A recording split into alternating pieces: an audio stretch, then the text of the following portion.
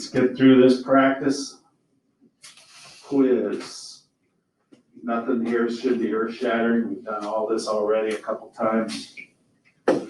So as we get started, we're going to go through these things right here. So I do have on the quiz, it'll say A, which is determine whether it opens up or down. So this one right here is negative, so E does open down. Part B, the axis of symmetry. X equals negative B over 2A. Where are we getting A and B? Of course, from our quadratic. Our B is negative 4, so negative negative will make it a positive 4, correct? Our A is negative 1, so that's going to make this a negative 2, which make this negative 2. So I'm going to go ahead and graph that on my grid. And that is X equals negative 2. Does everybody concur? If I make a mistake, please let me know. Next is C, which is, of course, our vertex. So the vertex, we have half of it already. We know that X is negative 2.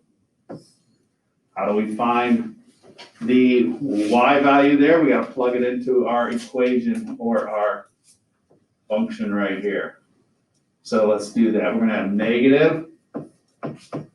We're going to have negative 2 squared minus 4 times negative 2 plus 3. And as we've said many times, be careful when you have these negatives, haven't we? So up here, we got negative 2 times negative 2, which is going to give us 4. That's going to be positive 4, but the negative is outside, so we're going to end up with negative 4. Negative times negative is going to give me plus 8 plus 3. Let's check that, okay? Negative 2 squared gives me negative 4, but that negative still applies to it. So it looks like we're looking at 9. Is that correct? Everybody else want 9 there? Because that's what I'm going to put. So here we go, negative 2, 9. 1, 2, 3, 4, 5, 6, 7, 8, 9. I'm looking at that spot at negative 2, 9 as my vertex. Is everybody still on board? Now we're headed to D, always 0, and whatever our C value is, in this case it is 3. So that guy's coming right here at 0, 3. I know there's a symmetrical point right here. I'm just doing it so my graph looks semi better. Looks like we got a little skinny graph here. There you have it. If you want to label that point, you could. Not necessary. I think it's negative 4, 3. This symmetrical point. I'm not going to ask you to do that on the assessment, so that's okay, but just putting that out there. All right. As we continue with our stuff, E is our graph, which we have done.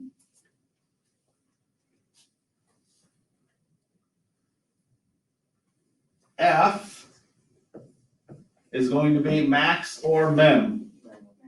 It is a max because here it is right here. That's the highest point. And it's always our Y value. So this is a Y equaling. What's the Y value there? It is 9. 9. And we're down to our last thing we're going to talk about. And that is our domain and range, G. Domain X such that X equals all the reals. And our range Y such that What does y need to be? Less than, okay, less than or equal to my y value here of 9.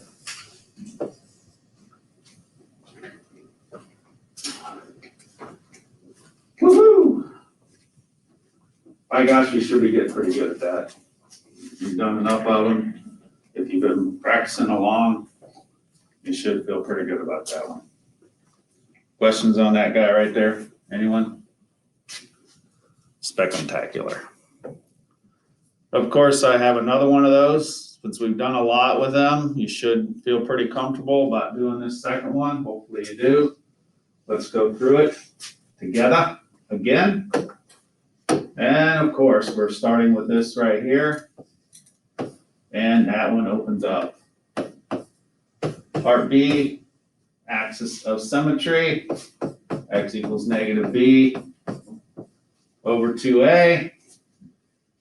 Let's see, we're gonna have negative 2, I think, on top, but negative, so that's gonna be positive 2. We're gonna get 4 underneath. Am I correct in that? So it looks like we have half. And those are always fun to do, but we can still do it. It's still possible. So half is our axis of symmetry. Coming right down through there at x equaling 1/2. So vertex, our x is 1/2. Let's get up there and plug that in and see what we end up with. Looks like we're gonna get some nice fractions here, aren't we? That's not good, but that's okay. 2 times 1/2 squared minus 2 times 1/2 plus 5.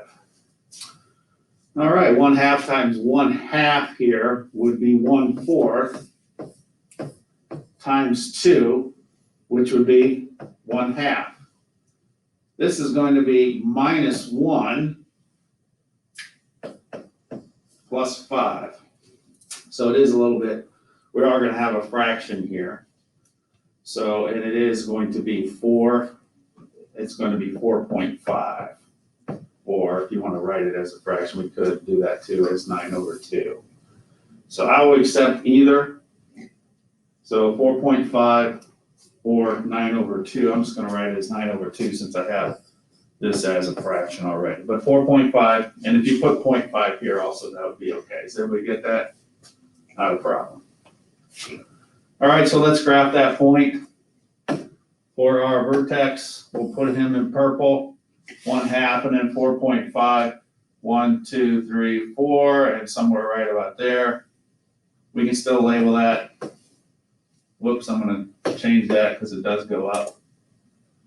We'll put him down here, 1/2 and 9/2. Again, you can use decimals if you care to. Plus 5 is where it's crossing. So 1, 2, 3, 4. Oh, it's crossing right there. So that's pretty quick. So that is our D is at 0, 5. So this guy's coming down, coming up. 0, 5 right here. Well, I didn't make that skinny enough because our symmetrical point is going to be right there. And I can fix that. Hang on. Make him a little skinnier because he does go right there. And that symmetrical point, it's kind of a straight up type parabola there. So get him a little more like what it should be. And that symmetrical point there would be 1, 5. So there's a bunch of information there that's going on. Max, is that where we're at? This is E, our graph. We got that under control. So we're down to finding the max and minimum spot now. What's this guy max at? E is our graph. Sorry. E is our graph, so we're F. Looks like it's a what? A minimum, isn't it? And what is my y value at that? It is 9/2. Y equaling 9/2 or 4.5. Finally, domain. What's domain? X such that X equals reals. And then range Y such that, so Y is going to have to be what? Whoop. Greater than or equal to my Y value here, which is 9/2.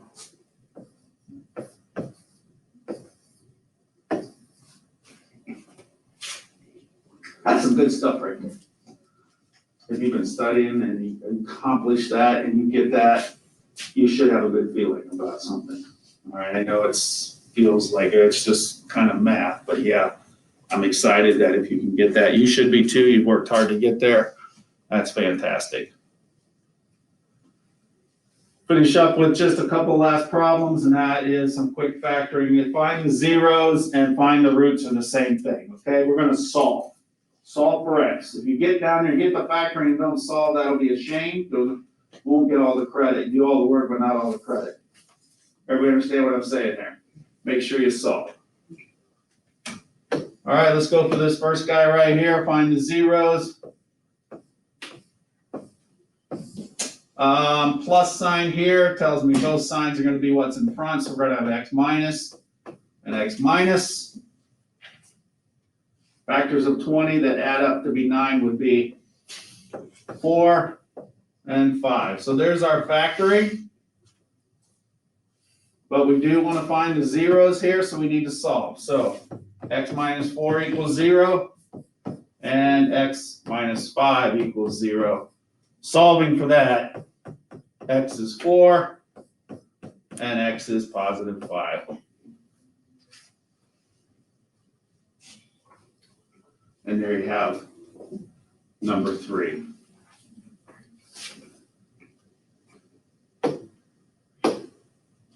Number 4, again, find the roots. We're still trying to solve. So again, I'll say it again. Roots and zeros are the same. We got to solve. Did everybody get that?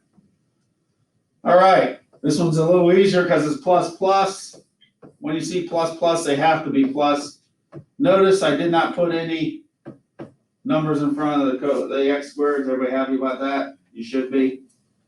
So factors of 24 that add up to be 14. Are there any factors of 24 that add up to be 14? 12 and 2 work for me. Again, setting those equal to 0. We're going to solve for that. We're going to have X plus 12 equals 0, and we're going to have X plus 2 equals 0. So we're going to have X equals negative 12 and X equals negative 2. Of course, that is where the parabola is crossing the x-axis. Still okay, my friends? Everybody okay? The last problem, and that is going backwards. We're going to have the quadratic, and we're going to go backwards and see if we can get this thing what it started off with. So we're going to have X equals 4. We're going to have X equals negative 10. Remember, that was step 1. Now we got to bring them back over to set them equal to 0. That's going to be X minus 4. This is going to be X plus 10. We've got to bring them to the other side. Crucial mistake that students make sure you bring those to the other side. Is everybody still good there? Now we are going to do the beloved FOIL. X times X gives me X squared plus 10X minus 4X and then minus 40 equal to 0 or f of X. We'll finish this up by putting it in standard form. We still have to combine our like terms. So our final answer will be right here of X squared plus, we have plus 10 minus 4 gives us 6X, and then minus 40. I'm going to write that in function notation. F of X is equal to that. Or if you want to set it equal to 0, that's fine. What is that? That is the quadratic that has zeros at 4 and -10. So don't make that mistake. Make sure you bring these to the other side. Okay, notice signs change when we bring that to the other side. Do your FOIL and finish that guy up there. Questions or concerns? Do you feel prepared for the assessment tomorrow? Fantastic.